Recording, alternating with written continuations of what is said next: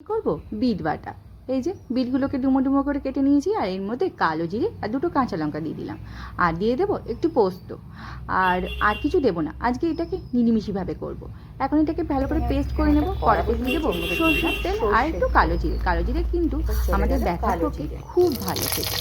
এর মধ্যে তোমাদের যদি মানে শুকনো লঙ্কা থাকে শুকনো লঙ্কা দিতে পারো। আমার শুকনো লঙ্কাটা না শেষ হয়ে গেছিলো, তাই জন্য কাঁচা লঙ্কা দিলাম।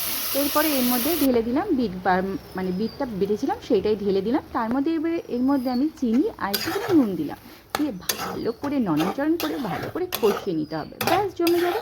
ভাতের সাথে খেতে কিন্তু বেশ ভালো লাগে, আর এটা কিন্তু শরীরের পক্ষে খুব ভালো। এই যে আমার প্রায় বিট বাটা রেডি, চলো দেখাই।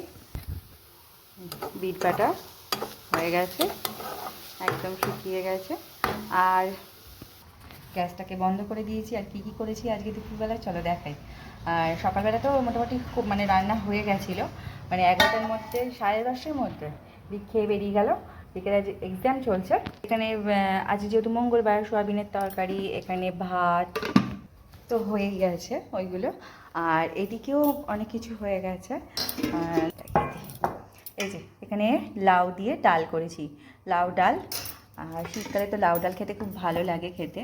আর শীতকাল বলছি, গরমকাল। এখানে লাল শাক ভাজা, এখানে ভেন্ডির তরকারি, আর আর এখানে স্যালাড। আর দুদিন ধরে তোমাদের সাথে ভিডিও দিতে পারিনি, কেন ফোনের অবস্থা খুবই খারাপ ছিল। ফোনটা ঠিক করতে দেওয়া হয়েছিল দোকানে, সেখানে ভিডিও দিতে পারিনি। আর ফোন কালকে রাত্রিবেলা এসেছিলো। যাই হোক, তাই আজকে থেকে ভিডিও দিলাম। চলো বাই।